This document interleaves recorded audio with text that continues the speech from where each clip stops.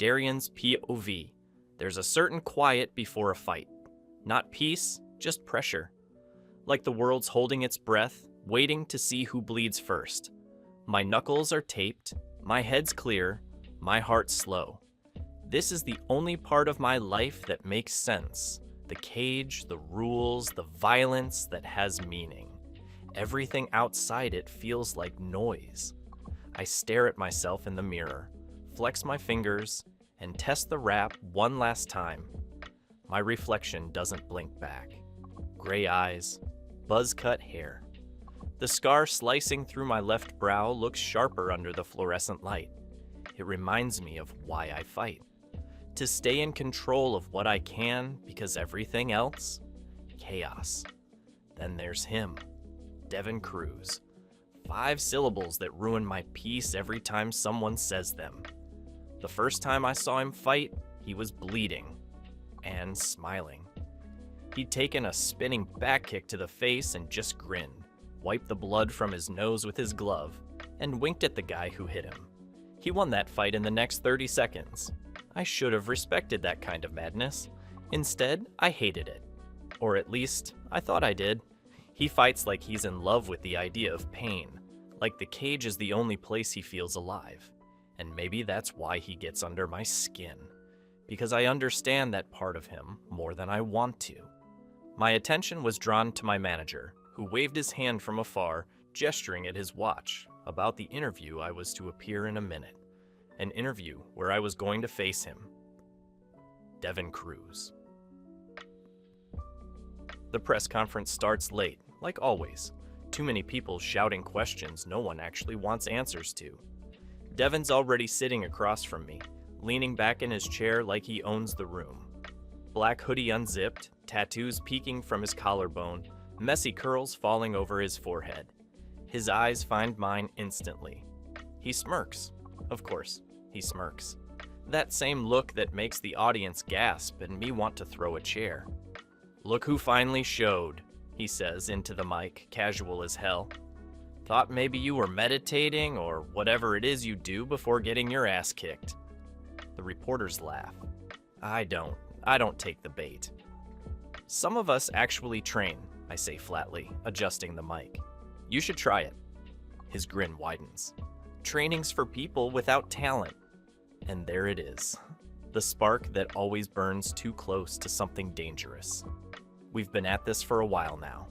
Every league event, every stare down, every weigh-in. He always pushes, and I always pretend I don't feel it. But I remember every close call. The time we were nose to nose before a fight, and he whispered, "You nervous, Vega?" Or is that just adrenaline? His breath had been warm against my cheek. I remember how still I had to force myself to stand. Because if I moved even an inch, I wasn't sure if I'd punch him or pull him closer. Spray. The questions go on forever. Someone asks me about my rivalry with Cruz.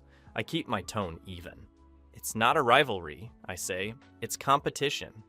"I don't take it personally," Devan chuckles. "That's cute. Guess it wasn't personal when you tried to choke me out last match, huh? Should have tapped sooner?" He leans forward, eyes glinting. "You really think you're untouchable, Vega?" I look at him, dead in the eye. "No, I just think you talk too much that gets the crowd going. Phones flash, the moderator tries to calm everyone down, but it's too late." Devan stands up, mic still in hand. "Maybe I'll shut up when I break your jaw next time," he says, stepping closer. The words hit harder than they should. I stand too, because instinct doesn't let me back down. Security moves fast, but not before Devan's shoulder brushes mine, a challenge in every inch of his body. His grin lingers just long enough for the cameras to catch it. The shove happens before I even think. A hard push to his chest. His jab in my stomach, my fist connected with his jaw. He stumbles back, laughing. The room explodes. Ah! Later, that clip is everywhere. Hashtag Vega versus Cruz, trends for hours. People call it electric, feral, the rivalry of the year. No one calls it what it really was. two men trying not to explode for reasons neither of them wants to admit. I make it through the interview somehow. My manager's voice fades into white noise. Keep it clean, Vega. Sponsors don't want a scandal. Yeah, right. Sponsors love this shit. They're probably printing t-shirts already. By the time I'm back in the locker room, my adrenaline's gone, replaced by a dull ache behind my ribs. My hands are still taped. I peel the wraps off slowly, one layer at a time, trying to calm the tremor in my fingers. The mirror catches my reflection again. Jaw tight, knuckles raw, eyes that look too alive. The door swings open. I expect my PR team. It's Devan. For a second, neither of us says anything. He looks at me like he's daring me to start round 2. You got a good shove in, he says finally, his lips bleeding, just a small cut from my punch earlier. Somehow it makes him look even more smug. You had it coming, I say, not looking up. He steps closer. You always say that. Because it's always true. He chuckles, the sound low and infuriating. You know what your problem is, Vega? You think control makes you untouchable, but all it does is make you boring. My jaw tightens. Better boring than reckless. Yeah? He tilts his head, that teasing glint in his eyes again. Reckless wins fights. I finally look up. Reckless gets people killed. Something flickers in his expression. For a moment, he doesn't smile. Guess that's what makes it worth it. He leaves before I can respond. Just turns and walks out, the door slamming behind him. The silence after feels heavier than the noise from earlier, and for the first time, I realize I'm not sure who I'm trying to control anymore. Him or me. 3 weeks later, Vegas match. The arena is a blur of flashing lights, screaming fans, and the rhythmic pounding of fists on canvas. But all I can hear is my heartbeat.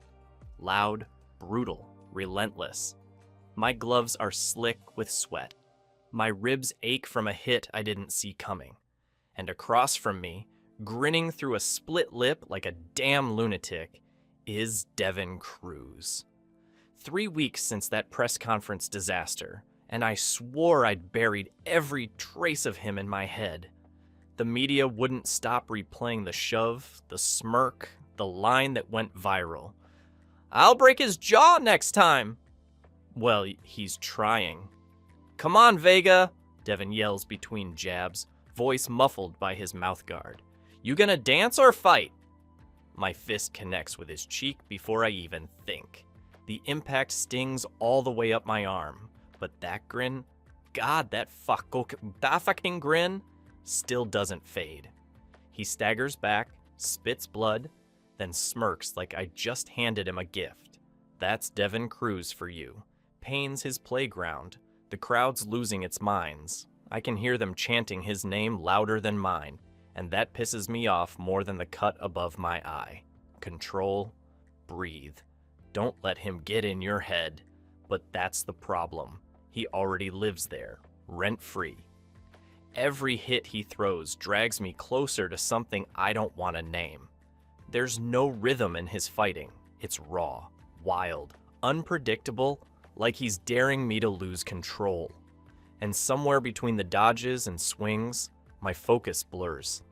I stop fighting to win and start fighting him. The ref's voice cuts through the chaos. Break!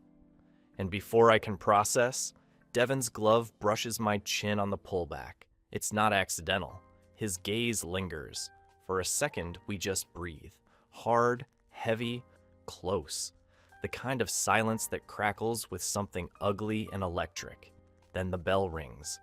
By the time it's over, I can barely stand. My body feels like it's been shredded from the inside out, but Devan's still grinning through bloodied teeth. The ref stops the fight. Technical draw. Both of us are on the edge of collapse.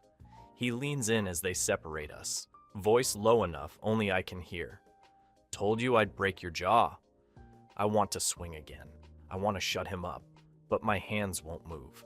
My chest's rising and falling too fast. my throat dry from the adrenaline.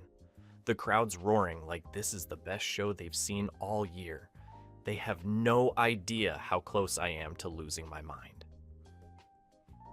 The locker room's quiet, almost eerily so, and smells like disinfectant, sweat, and a faint hint of blood. My knuckles throb, skin raw beneath the tape. I've been staring at the same floor tile for what feels like forever, trying to steady my breathing. Then I hear footsteps. Slow, confident, uninvited. I don't look up. "You lost your way to the med bay or something?" Devan's voice carries that lazy rasp, somewhere between a tease and a threat. "You hit harder when you're pissed." Thought I'd congratulate you. I finally lift my head. He's leaning in the doorway, lip split, towel slung around his neck, a cocky grin still sitting on his face like it belongs there. "Yeah," I mutter. "Next time I'll aim higher." He chuckles low. "Next time, maybe you'll stop hesitating." I frown, shoving the tape off my hands. "You think I hold back?" "I know you do." He steps inside, the door swinging shut behind him with a soft click. "Every punch you throw looks like you're trying not to break something. Or someone." I stand, slow. "Maybe that's called control." "Something you wouldn't understand," he smirks. "Control's just another word for scared." That lands harder than his right hook. I take a step toward him. "Scared of what?" He closes the distance in 2 strides, gaze locked on mine. "Of what happens when you stop pretending you don't want this." My throat tightens. The air between us thickens, humming with everything we've refused to say. "You've got a real ego problem," I say quietly. He laughs, close enough now that I can feel the heat of his breath on my jaw. "You keep calling it ego. I call it honesty. I should move, push him off. But I don't." My pulse is hammering, loud enough that I swear he can hear it. Devan tilts his head, eyes tracing my face. "You ever notice how every time you're about to hit me, you stop? Like you're afraid if you touch me for real, you won't stop." The locker room feels too small. The air's gone heavy. "Hot?" I say through gritted teeth. "You don't know me." He leans in until our noses almost brush. "I know what it looks like when a man's lying to himself." I let out a shaky breath. "You think you've got me figured out?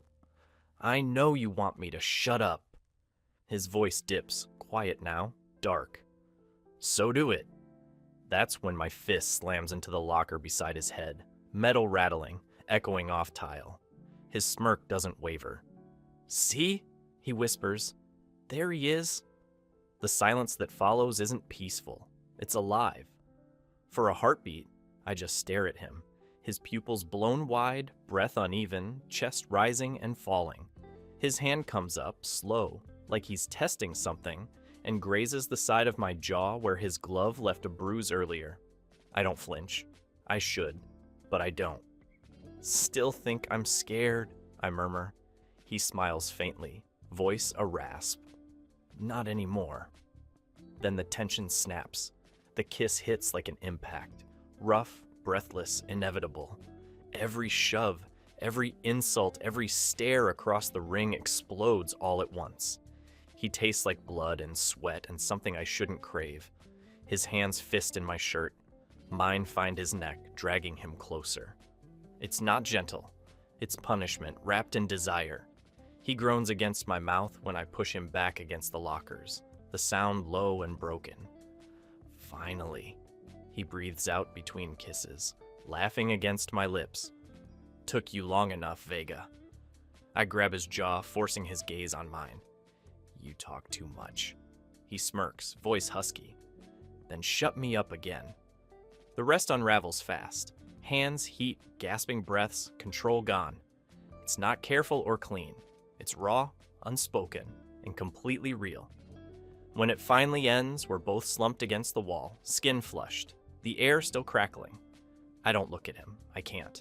I pull my jacket on, every muscle trembling, and walk out before the silence becomes something I can't ignore.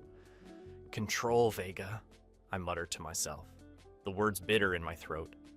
"Control." But as I push the door open, I already know I've lost it. 2 weeks later. Silence lasted 2 weeks after Vegas. No texts, no calls. Just a whole lot of replaying that kiss in my head and pretending I wasn't. Then the league booked us on the same circuit. Different corners, same cities. The universe clearly had a sick sense of humor. Chicago was the first time I saw him again. I'd just finished a fight, wrapping my hands when he walked into my locker room like he owned the place. He leaned against the wall. Didn't take you long to start winning again. Didn't take you long to start talking again, I shot back. His grin widened. You missed me. I stood up, jaw tight. You're delusional. Sure, he said, pushing off the wall, walking closer. Then why are you looking at me like that? Like what? Like you're deciding whether to hit me or... I grabbed him by the shirt and shoved him against the door before he could finish. His breath hitched, that damn smirk still there. He whispered, Guess I was right. That was all it took. No words, just motion. Just the same crash of lips and burn I swore I'd never let happen again. It became a pattern. No texts, no plans, just knocks at 2 a.m. at each other's hotel room and the sound of heavy breathing behind locked doors. Sometimes we talked. Mostly, we didn't. He'd piss me off, and I'd end up back in his bed. I'd try to hate him again, and he'd laugh in my face until I didn't. Phoenix, a month later, he was shadowboxing in front of the mirror, bare chest slick with sweat, tattoos catching the shitty hotel light. I watched longer than I should have. He saw me in the reflection, but didn't even turn around. You stare like you're trying to memorize me. Don't flatter yourself, I muttered. He faced me, smirking. You sure? You've been standing there a while, I threw a towel at him. He ducked it easily, laughing. That laugh, deep, careless, infuriating, hit harder than any punch. Stop doing that, I said. Doing what? Laughing like you know something I don't. He walked closer. Maybe I do. Yeah? What's that? That you don't hate me as much as you want to. I rolled my eyes and brushed past him, but he caught my wrist. The contact burned familiar, dangerous. I yanked free and left before I did something stupid. Again. Miami, 2 weeks later. I was sitting on his bed, trying to clean a cut near my brow. He snatched the gauze from me. Stop moving, he muttered. I've got it. I resist, afraid I'd reveal the emotion I was denying. Yeah, sure. You're doing great, he said dryly, dabbing gently. You ever think about letting someone else help you for once? Don't need help. He met my eyes, his voice low. Then why'd you let me stay? I froze, didn't have an answer. He kept working on the cut, his thumb brushing my jaw when he finished. Don't look at me like that, I said. Like what? Like you give a damn. Maybe I do, he said quietly. Maybe that's the problem. He lingered too close. The silence stretched, thick with something neither of us wanted to name.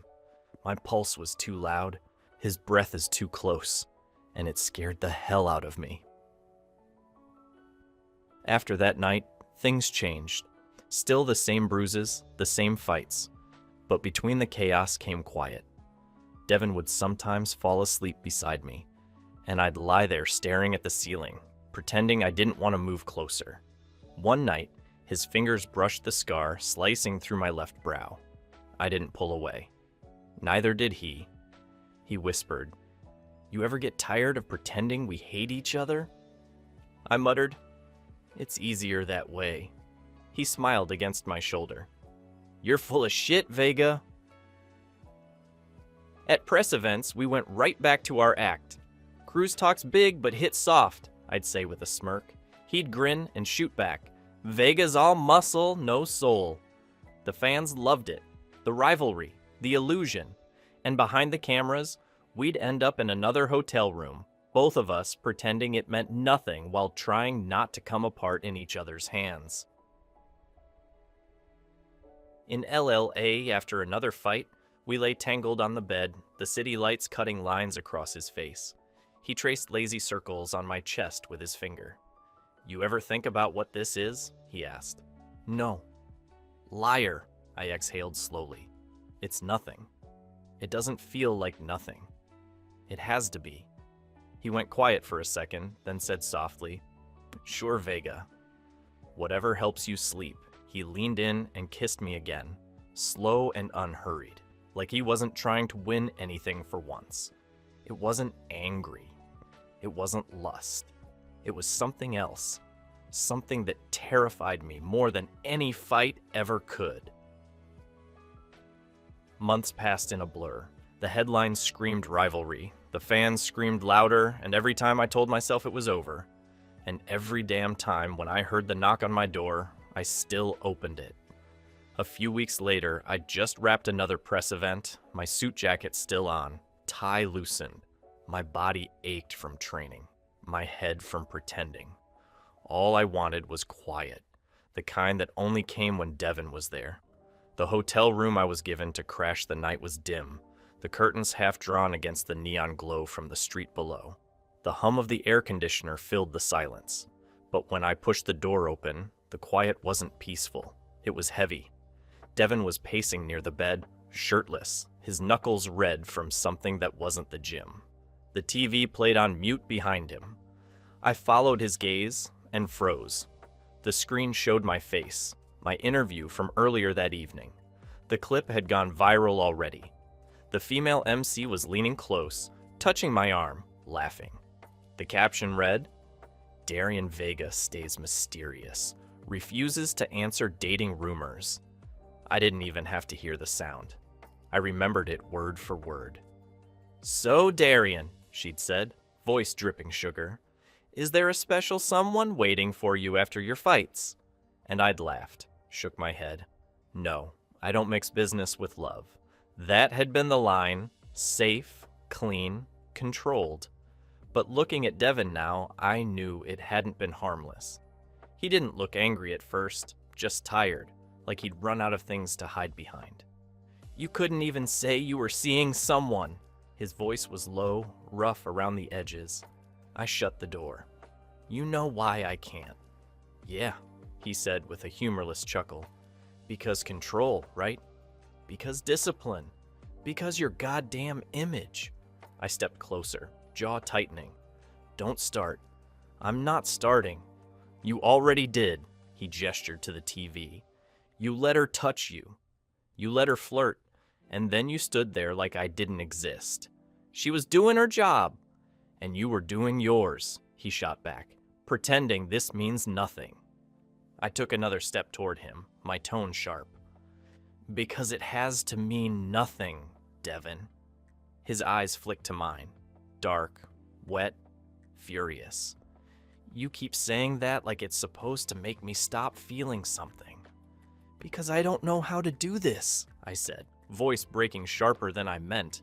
"This, whatever we are, it's not supposed to happen," he scoffed. "No, Vega. You just don't want it to." I tried reaching for him, my hand brushing his arm. "I just want peace tonight. No fights. Just..." He stepped back, shaking his head. "You can't keep fucking me like this means nothing." "It has to mean nothing," I said quietly. "Because the second it means something, I lose everything. We lose everything." He stared at me for a long second. Then his expression hardened. "Then maybe we should stop." He grabbed his jacket and walked out, slamming the door behind him.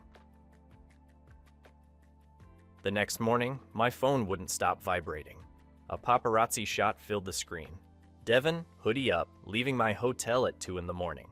The caption, "MMA rivals or secret lovers." Within hours, every sports outlet picked it up. By noon, my manager was calling nonstop. "Darian, you deny this, do you hear me? You deny everything." And I did. Cameras flashing, microphones shoved in my face. I said the words like a script. "No, there's nothing between us. We're professionals, just rivals." Devan didn't deny it. When a reporter asked him at weigh-ins, he said simply, "You heard Darian's statement?" If he says there's nothing, then there is actually nothing between us. The internet went insane. My sponsors threatened to pull out. The league demanded statements. So I did what I always did best. I disappeared, blocked his thoughts, and buried myself in training until my hands bled again. Weeks later, I saw the photos. Devan with a model, beautiful fake smile, headlines calling them the new MMA power couple. I told myself it was good. It meant he'd moved on. Except I couldn't stop staring at the picture. The way he smiled was like he was trying too hard. The way his eyes didn't match it. That night, I stayed at the gym late, the sound of the punching bag echoing against the concrete until my shoulders burned. I hated this. I hate how I feel in my heart. Then I heard the door slam open. Devan stood there, half drunk, eyes wild. "There you are, the asshole of my fucked up life." He stumbled inside, making me reflexively come closer. But he held up his hand for me to stop. "Was it easy for you to turn off the chaos in your heart?" he asked, voice breaking. "You think I can just turn it off?" I dropped my gloves, my eyes refusing to meet his. "You moved on, Devan." He laughed bitterly. "No, you forced me to pretend that I can move on."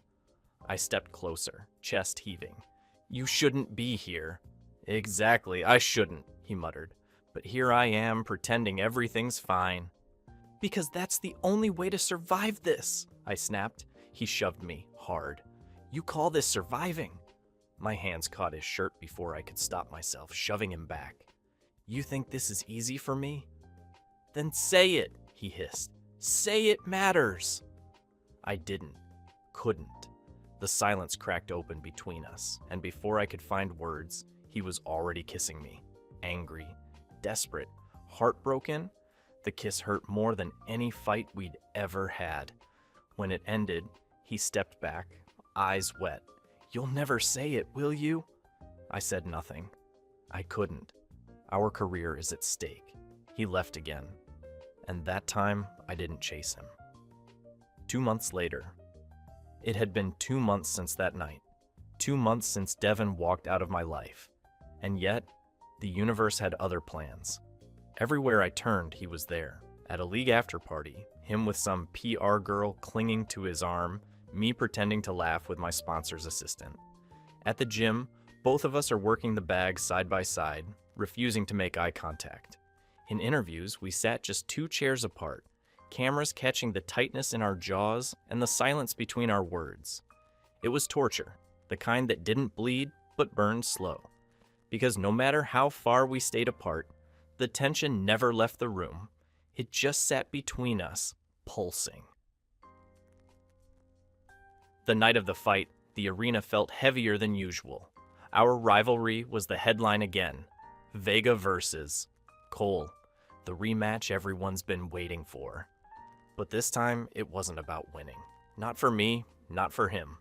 The crowd screamed as the bell rang, but I barely heard it. All I saw was Devan, the set of his jaw, the storm in his eyes. 2 months of silence were about to talk in punches. He circled first, light on his feet. I mirrored him, fists up. The first hit landed. His, straight to my ribs. I gasped, but didn't step back. "You've been waiting to do that, huh?" 2 months, he grunted, landing another. "Plenty of time."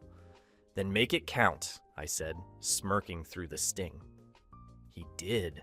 Every punch felt personal. Every dodge, every breath, every curse under his breath. It was all us. It wasn't a fight anymore. It was a confession. Mine said, "I missed you." His said, "Then why did you lie?" Halfway through round 3, he caught me off guard. A hook. Then another. I staggered back, dizzy, hearing my name shouted from the crowd. He hesitated, just for a second. And that hesitation told me everything. He still cared. But the bell didn't wait for feelings. His next hit landed clean on my jaw. The world spun. Then everything went dark. When I came to consciousness, the locker room lights hurt my eyes. My jaw throbbed, my head pulsed. The match was over. "He's gone," my manager said. "Didn't even take the trophy." That hit harder than his punches. I got up, ignoring the pain, ignoring everyone calling my name. I found him outside near the parking lot, still in his fight shorts, sweat dripping, a cigarette lit between his fingers. "You won," I said, voice rough. "Why the hell do you look miserable?" He didn't look up. Wasn't the win I wanted. I stepped closer. "Then what did you want, huh?" He flicked the cigarette away, jaw tight. "For you to stop lying. To me, to yourself." I didn't lie. He looked up then, eyes burning. "You deny us in interviews. You let that MC flirt with you on live TV while you pretend I don't exist. I can't. No, you won't. Because being seen with me ruins your brand, right?" My control cracked. "You think this is easy for me? You think I don't..." He stepped into me, chest to chest. "Then prove it. Because I cannot pretend that my heart doesn't long for you." And just like that, every word, every ounce of restraint broke. I grabbed his face and he met me halfway. The kiss wasn't gentle. It was desperate, raw, and reckless. Weeks of distance collapsed in one breath. He shoved me back against the wall, fingers tangled in my hair. I didn't care who saw. For the first time, I didn't give a damn. And that's exactly when the flash went off. A sharp, blinding click. We froze. By the time I looked over, a paparazzo was sprinting away with his camera. "Fuck," Devan hissed. Within an hour, the internet exploded. Headlines, blurred photos, hashtags. Rival fighters locked in secret romance. Darian Vega's hidden affair exposed. Within hours, sponsors dropped. The league fined both of us for unprofessional conduct. Devan's manager went live, calling it a gross invasion of privacy. And me? I stayed silent again, because anything I said would only make it worse. The next few days were chaos. My PR team worked overtime, pushing statements about mutual respect between fighters. Every time my phone buzzed, it was another headline, another betrayal. But Devan didn't hide. He faced it head on. He posted on his socials a single photo from the fight night. No caption, just a black heart emoji. It broke the internet. While I was fighting to salvage my image, he was quietly reclaiming his. He did interviews, talked about mental health, about respecting all forms of love. He never named me, but he didn't deny it either. That was Devan. Always bold enough to live the truth I kept locked away. 2 weeks later, I couldn't take it anymore. I showed up at his gym, cameras still camped outside. The smell of sweat and chalk hit hard. He was there, wrapping his hands, calm like nothing had happened. "Thought you'd be busy saving your career," he said without looking up. "I'm saving ours," I replied. That made him glance up. "There's no us, Vega." I walked closer. "There is. You just don't want to admit it, now that I finally do," he scoffed. "Oh, you finally do, huh?" After the league dragged us both through hell. "I messed up," I said, tone breaking. "I thought keeping you secret would protect us. But I was just protecting my fear." He went still, his fingers pausing mid-rap. I took a breath. "You don't have to forgive me. But I'm done lying. Not to them, not to you." He looked up then, eyes softer, but still guarded. "You sure about that, Vega?" "Yeah," I said quietly. "I'm done fighting you." "Unless it's in bed." He laughed. Small, tired, real. The first one I'd heard from him in months. I stepped closer, closing the space. He didn't move away this time. The tension between us wasn't sharp anymore. It was heavy, warm. "Say it again," he said. "Say you want me like I do." "I'm done pretending." I smiled, caressing his bruised jaw. "And I am done pretending I don't want you. Because God, I want you so much." And this time, when I leaned closer to him, not to kiss, but to bask in his warmth, My forehead pressed to his. I felt peace. I felt at home. The fallout didn't vanish overnight. The league still had rules. The sponsors still walked. But when we showed up together at the next press conference, hand in hand, the room fell silent. Reporters threw questions, flashes blinding us, but Devan just squeezed my hand and said, "Ask us about the fight, not who we love." That clip went viral again, this time in a good way. New sponsors called, LGBTQ outlets backed us. The narrative shifted. We weren't a scandal anymore. We were a story. That night, we ended up at my place. Devan kicked off his shoes, flopped on the couch.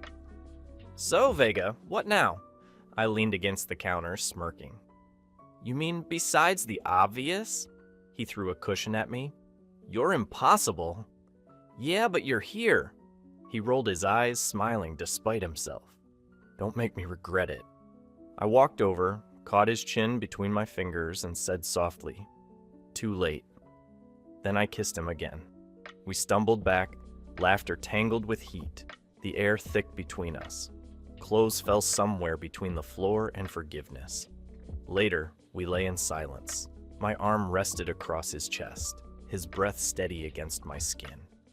He murmured, "You think we'll survive this?" I smiled, tired. "We've survived worse," he chuckled. "You're still an arrogant ass." "And you still love it," I said. He looked at me then, eyes softer than I'd ever seen. "Yeah, guess I do." Outside, the city kept buzzing, headlines spinning, but inside that room, for once, it was just us.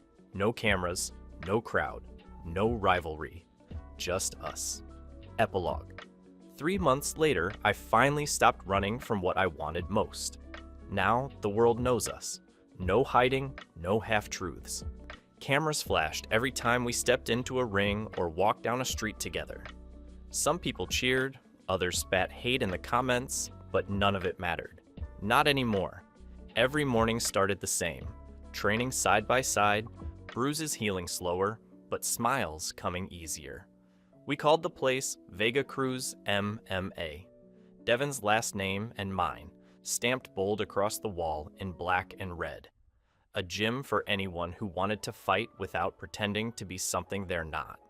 Reporters kept calling it a redemption story. I called it peace. Tonight, the gym was empty, just us. Fluorescent lights flickered above the mats, and our shadows moved like ghosts. Two men who had spent years trying to destroy each other, now building something together. Devan circled me, sweat running down his chest. "You're slowing down, Vega." I grinned. "You talk too much. Someone's got to keep your ego in check." He lunged, caught me off guard, and we hit the mat with a thud, tangled. His breath hit my ear. "Still holding back?" I met his gaze, dark, amused, daring. "Not with you." The air between us shifted.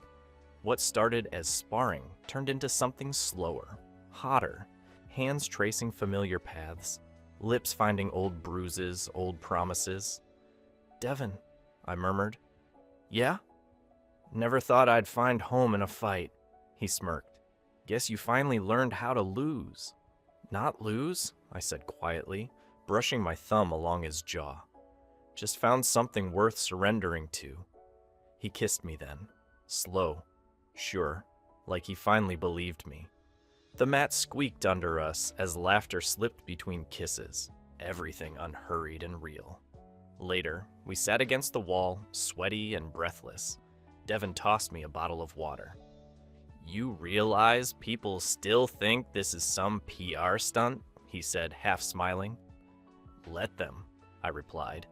"They've never been punched by you." "They wouldn't understand." He laughed, leaning his head on my shoulder. "You're an idiot." "Yeah," I said, "but I'm your idiot." He hummed, eyes half-lidded. "You're still not sleeping in tomorrow." I chuckled. "Wouldn't dream of it." The silence that followed wasn't awkward. It was warm, familiar, the kind of quiet that only comes when you've fought every battle and finally stopped swinging. I looked at him, at the man who used to be my rival, my undoing, my reason to fight, and felt something deeper than victory. For the first time, I said softly, fingers brushing his, I wasn't fighting to win. He looked up, smiling in that way that always undid me. I was fighting to stay. The end ever fallen for the one person you swore you'd never touch? Thanks for watching. Subscribe to become part of our Rainbow Force, and consider joining our membership for early access and exclusive content. Stay wholesome.